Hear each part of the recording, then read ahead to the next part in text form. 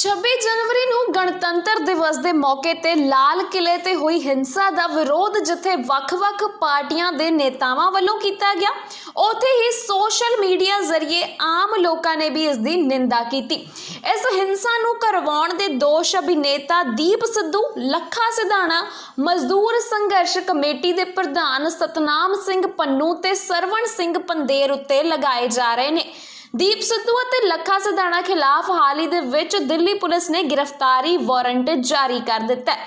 ਮਿਲੀ ਜਾਣਕਾਰੀ ਦੇ ਅਨੁਸਾਰ ਦੀਪ ਸਿੱਧੂ ਅਤੇ ਲੱਖਾ ਸਿਧਾਣਾ ਤੇ ਇਹ ਵੀ ਦੋਸ਼ ਨੇ ਕਿ ਉਹਨਾਂ ਨੇ ਟਰੈਕਟਰ ਰੈਲੀ ਦੀ ਇੱਕ ਰਾਤ ਤੋਂ ਪਹਿਲਾਂ ਕਿਸਾਨੀ ਮੰਚ ਵੀ ਸੰਭਾਲ ਲਿਆ ਸੀ ਅਤੇ ਨੌਜਵਾਨਾਂ ਨੂੰ ਭੜਕਾਇਆ ਸੀ। इन्ना ही नहीं, दीप सिद्धू की एक वीडियो भी इंटरनेट ते काफ़ी ज़्यादा वायरल हो रही है, जिस विच कुछ किसान दीप सिद्धू का पिछा कर रहे हैं ते दीप सिद्धू मौके तो भजदे हुए नज़र आ रहे हैं। दीप सिद्धू और लखा सिधाणा ते दोष ने कि इन्हां ने 26 जनवरी नूं गणतंत्र दिवस के मौके ते लाल किले की फसील च दंगाकारियों नूं हुल्लड़बाजी करन ते केसरी झंडा चलाउण लई प्रेरित कीता सी। इस दे बावजूद सिद्धू ते सिधाणा ते बुधवार नूं शाम तक कोई मामला दर्ज नहीं किया गया सी, जबकि 37 किसान आगुआं ते मामले दर्ज किए गए सन। दूजे पासे दीप सिद्धू का कहना है कि मेरे खिलाफ गिरफ्तारी वारंट जारी किया गया है ते मेरे विरुद्ध लुकआउट नोटिस भी जारी किया गया। पहला मैं ये संदेश देना चाहता हाँ कि मैं जांच विच शामिल होवांगा।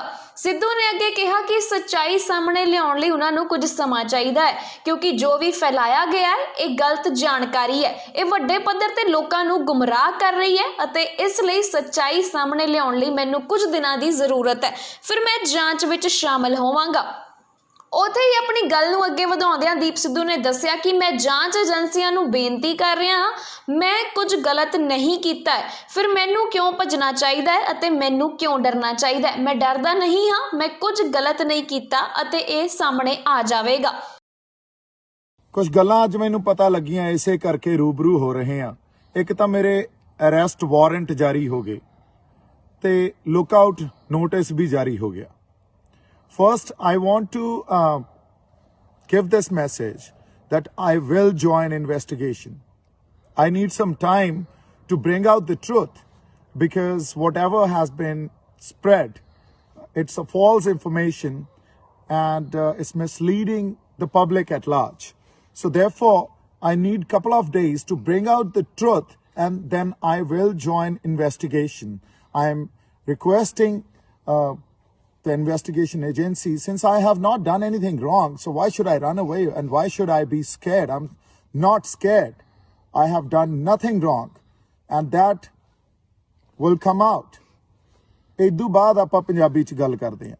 ਮੇਰੇ ਅਰੈਸਟ ਵਾਰੰਟ ਜਿਹੜੇ ਜਾਰੀ ਹੋਏ ਆ ਉਹਦੇ ਲਈ ਮੈਨੂੰ ਇਨਵੈਸਟੀਗੇਸ਼ਨ ਜੁਆਇਨ ਕਰਨੀ ਪੈਣੀ ਆ। ਮੇਰਾ ਲੁੱਕਆਊਟ ਨੋਟਿਸ ਆ ਜਿਹੜਾ ਉਹ ਜਾਰੀ ਕਰ ਦਿੱਤਾ ਗਿਆ ਤਾਂ ਮੈਂ ਇਨਵੈਸਟੀਗੇਸ਼ਨ ਜੁਆਇਨ ਕਰੂੰਗਾ। ਉਹਦੇ 'ਚ ਕੋਈ ਪ੍ਰੋਬਲਮ ਨਹੀਂ ਤੇ ਅਸੀਂ ਡਰੀਏ ਵੀ ਕਿਉਂ?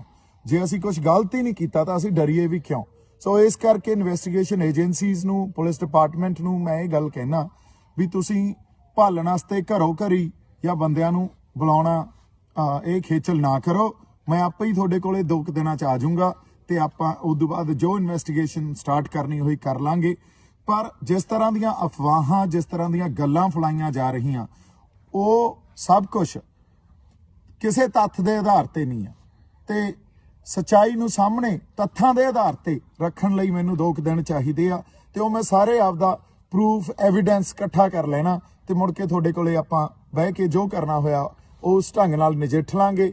ਸੋ ਜੋ ਕੁਝ ਹੁਣ ਤੁਸੀਂ FIR ਦਰਜ ਕੀਤੀ ਆ, ਕੁਝ ਜਿਹੜੇ ਚਾਰਜਸ ਲਾਏ ਆ ਮੇਰੇ ਤੇ, ਕੋਈ ਨਹੀਂ, ਉਹ ਨਜਿੱਠਾਂਗੇ, ਉਹ ਕੋਈ ਖਾਸ ਗੱਲ ਨਹੀਂ। ਅਗਲੀ ਗੱਲ ਮੈਂ ਇਹ ਕਹਿਣੀ ਸੀ ਵੀ ਉਸ ਦਿਨ ਨੂੰ ਲੈ ਕੇ 25 ਤਰੀਕ ਦੀ ਰਾਤ ਤੋਂ ਲੈ ਕੇ 26 ਤਰੀਕ ਤਾਈਂ ਬੜਾ ਕੁਝ ਕਿਹਾ ਜਾ ਰਿਹਾ, ਬੜੇ ਜਿਹੜੇ ਆਪਾਂ ਕਹੀਏ ਵੀ ਅਫਵਾਹਾਂ ਫਲਾਈਆਂ ਜਾ ਰਹੀਆਂ, ਉਹਨੂੰ ਥੋੜਾ ਜਿਹਾ ਆਪਾਂ ਸਾਰੀਆਂ ਘਟਨਾਵਾਂ ਨੂੰ ਇੱਕ ਤਰਤੀਬ ਜੀ ਦੇ ਦਈਏ। 25 ਤਰੀਕ ਨੂੰ ਰਾਤ ਤੋਂ ਤਰਤੀਬ ਦੇ ਦਈਏ। ਰਾਤ ਨੂੰ ਇੱਕ ਵਾਰੀ ਫੇਰ ਮੈਂ ਇਹ ਗੱਲ ਦੱਸਾਂ, 25 ਤਰੀਕ ਰਾਤ ਨੂੰ ਸਾਡੇ ਨੌਜਵਾਨਾਂ ਨੇ ਸਟੇਜ ਤੋਂ ਕਿਸਾਨ ਜਥੇਬੰਦੀਆਂ ਦੇ ਖਿਲਾਫ ਆਪਦੀ ਆਵਾਜ਼ ਬੁਲੰਦ ਕੀਤੀ ਵੀ ਤੁਸੀਂ ਜਿਹੜਾ ਰੂਟ ਸਾਨੂੰ ਇੰਨੇ ਦਿਨਾਂ ਤੋਂ ਏਡੀਆਂ ਜਿਹੜੀਆਂ ਵੱਡੀਆਂ ਗੱਲਾਂ ਕਹਿ ਰਹੇ ਸੀ, ਜਿਹੋ ਜਿਹੇ ਗਾਣੇ ਤੁਸੀਂ ਸਟੇਜ ਤੋਂ ਚਲਾਏ ਵੀ ਪੇਚਾ ਪੈ ਗਿਆ ਸੈਂਟਰ ਨਾਲ ਤੇ ਆ ਗਏ ਦਿੱਲੀਏ, ਜਿਹੋ ਜਿਹਾ ਇਤਿਹਾਸ ਪੜ੍ਹਿਆ ਵਘੇਲ ਸਿੰਘ ਦੇ ਵਾਰਸ, ਤੇ ਸਾਡੇ ਲੋਕਾਂ ਦੀ ਇੱਕ ਆਸ ਵੱਜ ਗਈ ਵੀ ਅਸੀਂ ਦਿੱਲੀ ਪਰੇਡ ਕਰਨੀ ਹੈ। ਸੋ ਇਸ ਕਰਕੇ ਨੌਜਵਾਨਾਂ ਨੇ ਉੱਥੇ ਉਹਨਾਂ ਦੇ ਵਿਰੁੱਧ ਇੱਕ ਆਵਾਜ਼ ਬੁਲੰਦ ਕੀਤੀ। ਉੱਥੇ ਗਰਮੋ ਗਰਮੀ ਹੋ ਗਈ, ਕਾਫੀ ਸਾਡੇ ਬੰਦਿਆਂ ਨੇ ਸੰਭਾਲਣ ਦੀ ਕੋਸ਼ਿਸ਼ ਕੀਤੀ। ਇਸ ਕਰਕੇ ਮੈਨੂੰ ਵੀ ਫੋਨ ਆਇਆ, ਕਿਉਂਕਿ ਜਿਹੜੇ ਸਾਡਾ ਯੂਥ ਆ, ਨੌਜਵਾਨ ਆ, ਉਹ ਕਿਤੇ ਨਾ ਕਿਤੇ ਮੇਰੇ ਵੀ ਮਾੜਾ ਮੋਟਾ ਆਖੇ ਲੱਗਦੇ ਆ, ਤਾਂ ਇਸ ਕਰਕੇ ਮੈਂ ਵੀ ਸਟੇਜ ਵੱਲ ਨੂੰ ਗਿਆ। ਜਦੋਂ ਸਟੇਜ ਵੱਲ ਨੂੰ ਗਿਆ ਤਾਂ ਉੱਥੇ ਸਾਡੀਆਂ ਜਿਹੜੀਆਂ ਸਿੱਖ ਸ਼ਖਸੀਅਤਾਂ ਤੇ ਸਾਡੇ ਨਿਹੰਗ ਸਿੰਘ ਜਥੇਬੰਦੀਆਂ ਉਹ ਆਲਰੇਡੀ ਮੌਜੂਦ ਸੀ।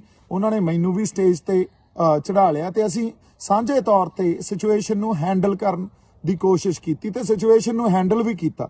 ਉੱਥੇ ਇਹੀ ਗੱਲ ਕਹੀ ਗਈ ਵੀ ਸਾਂਝੇ ਫੈਸਲੇ ਲਓ ਤੇ ਸਾਡੇ ਜਿਹੜੇ ਲੋਕ ਆ ਉਹਨਾਂ ਦੀ ਸਮਝ ਦੇ ਆਧਾਰ ਤੇ ਫੈਸਲੇ ਲਓ, ਕਿਉਂਕਿ ਤੁਸੀਂ ਕੁਝ ਹੋਰ ਮਿਥੀ ਬੈਠੇ ਹੋ, ਲੋਕਾਂ ਦੀ ਸਮਝ ਕੁਝ ਹੋਰ ਆ। ਸੋ ਇਹ ਗੱਲ ਕਈ ਵਾਰੀ ਜਿਹੜੀ ਸਿਚੁਏਸ਼ਨ ਪੈਦਾ ਹੋਈ ਉਹ ਜੀ ਸਿਚੁਏਸ਼ਨ ਪੈਦਾ ਕਰ ਦਿੰਦੀ ਆ।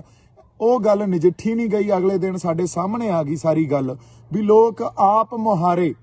ਪਰ ਜਿਸ ਤਰ੍ਹਾਂ ਅੱਜ ਸਾਰੀ ਇਨਫੋਰਮੇਸ਼ਨ ਦੇਖ ਕੇ ਜਾਂ ਗੱਲਾਂ ਸੁਣ ਕੇ ਲੱਗਦਾ ਵੀ ਉਹ ਇੱਕ ਟਰੈਪ ਵੀ ਸੀ, ਦਿੱਲੀ ਪੁਲਿਸ ਦਾ ਹੋਵੇ, ਸਰਕਾਰ ਦਾ ਹੋਵੇ, ਉਹ ਇੱਕ ਟਰੈਪ ਵੀ ਲੱਗਦਾ ਸੀ। ਕਿਉਂਕਿ ਮੈਂ ਉਦੋਂ 25 ਤਰੀਕ ਰਾਤ ਨੂੰ 7 ਵਜੇ, ਸਵੇਰੇ 7 ਵਜੇ 26 ਹੋ ਗਈ ਸੀ, ਪਹੁੰਚਿਆ ਆਪਦੇ ਟਿਕਾਣੇ ਤੇ। ਮੈਂ ਸੋਚਿਆ 2 ਘੰਟੇ ਸੌਣਾ ਤੇ ਉੱਥੋਂ ਫਿਰ ਤਿਆਰ ਤਿਉਰ ਹੋ ਕੇ ਆਪਾਂ ਮਾਰਚ ਵੱਲ ਨੂੰ ਨਿਕਲ ਜਾਾਂਗੇ। ਹਾਲਾਂਕਿ ਮਾਰਚ 8 ਵਜੇ ਸਵੇਰੇ ਸ਼ੁਰੂ ਹੋ ਰਿਹਾ ਸੀ, ਪਰ ਮੈਂ ਪਹੁੰਚਿਆ ਹੀ 7 ਵਜੇ। ਸਾਰੀ ਰਾਤ ਧਰਨੇ 'ਚ ਉੱਥੇ ਤੇ ਮੁੜ ਕੇ ਕਾਰ ਵੀ ਫਸੀ ਰਹੀ।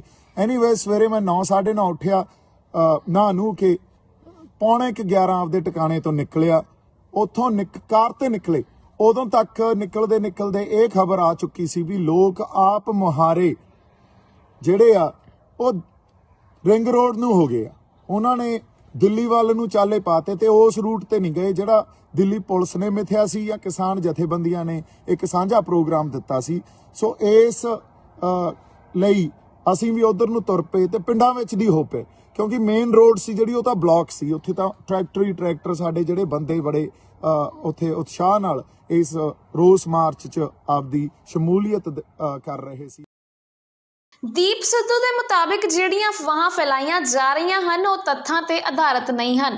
ਉਹਨਾਂ ਦਾ ਕਹਿਣਾ ਹੈ, ਮੈਨੂੰ ਤੱਥਾਂ ਦੇ ਆਧਾਰ ਤੇ ਸੱਚ ਸਾਹਮਣੇ ਲਿਆਉਣ ਲਈ 2 ਦਿਨ ਚਾਹੀਦੇ ਨੇ ਅਤੇ ਮੈਂ ਸਾਰੇ ਸਬੂਤ ਇਕੱਠਾ ਕਰਾਂਗਾ। ਚੰਡੀਗੜ੍ਹ ਤੋਂ PBC ਨਿਊਜ਼ ਲਈ ਬਿਊਰੋ ਰਿਪੋਰਟ।